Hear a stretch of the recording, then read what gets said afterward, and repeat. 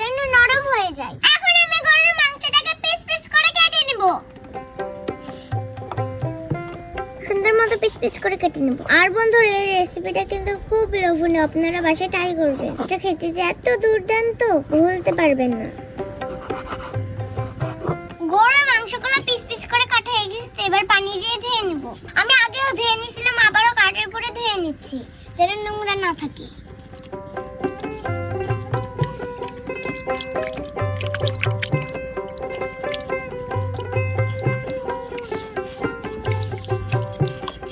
মাংসটা ধোয়া শেষ, তো এবার তুলে নিব।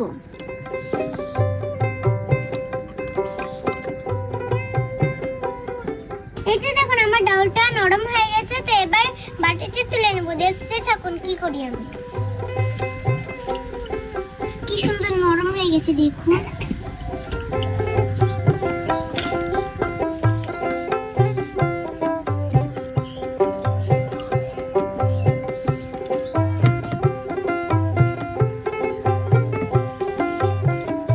এবার দিয়ে দেব কেটে রাখা গরুর মাংস।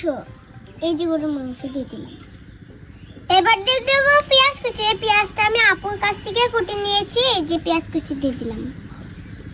আস্তে কিছু কাঁচামরিচ দিয়ে দিব যেন ফ্লেভারটা ভালো আসে। এই যে দিয়ে দিলাম। তারপরে দিয়ে দিচ্ছি ধনিয়া পাতা কুচি, সামান্য রসুন বাটা, সামান্য পরিমাণে আদা বাটা, হালকা পরিমাণে জিরা বাটা, ঝাল বাড়ানোর জন্য হালকা পরিমাণে মরিচের গুঁড়া দিয়ে দিচ্ছি, সামান্য পরিমাণে হলুদের গুঁড়া, সামান্য পরিমাণে ধনিয়া গুঁড়া, স্বাদ মতো লবণ দিয়ে দিচ্ছি। সর্বশেষে দিয়ে দেব সয়াবিন তেল। এবার সুন্দর মতো হাত দিয়ে মাখিয়ে নিব।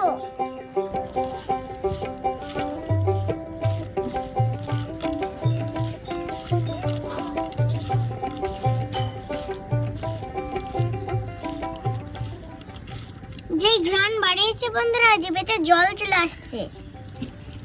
দেখুন কি সুন্দর মাখো মাখো হয়েছে।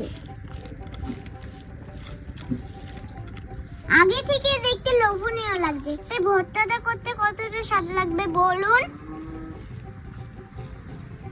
মাখানো শেষ, তো এবার সিদ্ধ করতে দিই। সিদ্ধ করার আগে চুলায় ফ্রাই প্যান বসিয়ে দিচ্ছি। তো এবার ফ্রাই প্যানের ভিতরে দিয়ে দিচ্ছি মিশ্রণটি।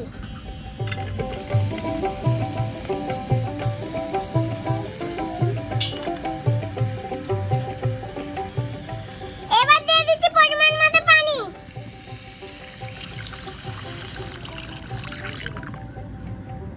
সুন্দর মতো নেড়ে নিচ্ছি। এবার আমি ঢাকনা দিয়ে ঢেকে সিদ্ধ করে নেব যেন মাংস ডাল সব সিদ্ধ হয়ে যায়। কি সুন্দর ঘ্রাণ বাড়িয়েছে। সিদ্ধ হয়ে গেছে, তো এবার আমি নামিয়ে নিব। দেখেন কি সুন্দর সিদ্ধ হয়েছে। এখন আমি নামিয়ে নিচ্ছি। তো বন্ধুরা, আপনারা তো দেখলেন গোশত আর ডাল ভালো মতো সিদ্ধ করে নিয়েছি। তো এবার তেল চাল আর রসুনগুলো ভেজে নেব।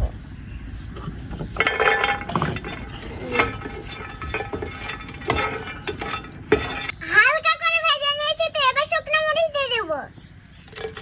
আবারও সুন্দর মতো ভেজে নেব।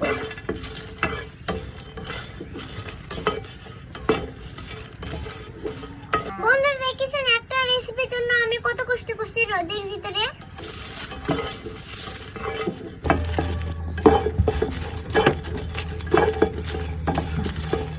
শুকনো মরিচ আর রসুন ভাজা হয়ে গেছে, তো এবার আমি পাটায় নামিয়ে নেব। তো এবার শুকনো মরিচের বোটাগুলো এড়িয়ে নেব।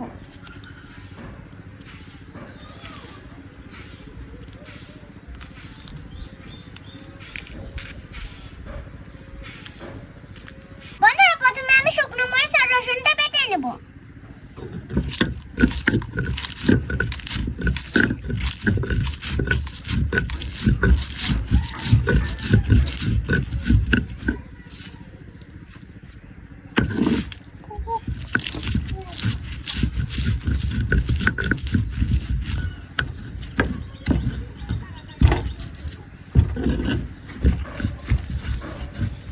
হালকা একটু লবণ দিয়ে দিচ্ছি।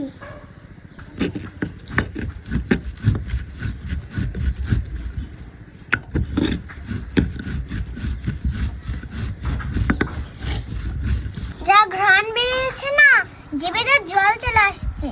তো এবার সিদ্ধ করে ডাউল ও মাংসটা দিয়ে দেব।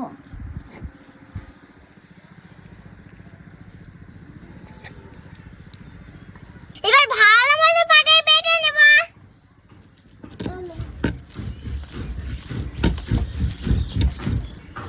বন্ধুরা, এটাই হলো আমার গরুর মাংসের সিক্রেট ভর্তা।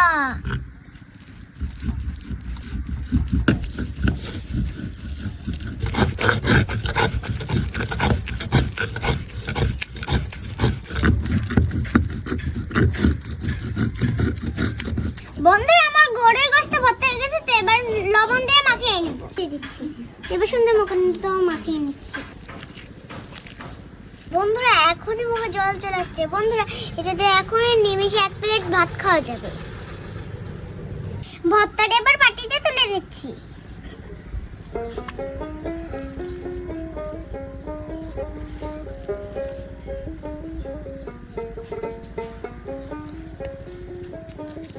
হয়ে গেল আমার গোশত ভর্তা স্পেশাল ভাবে। তো চলো এবার খেয়ে জানাই কেমন মজা হয়েছে। এবার একটু ভাত নিয়ে নেব পাটায়। আমি একটু স্টাইল করে খাবো। এবার লেবু দিয়ে দিই। চুপু দিয়ে লেবু দিলে একটু টেস্ট বেশি হবে। এবার ভর্তা দিয়ে মাখিয়ে নেব।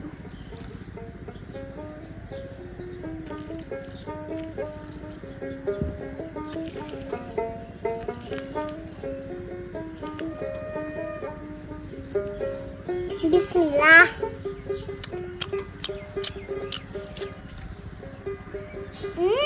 অনেক টেস্টি।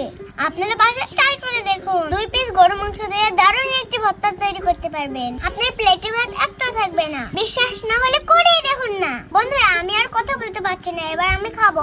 সবাই ভালো থাকবেন, সুস্থ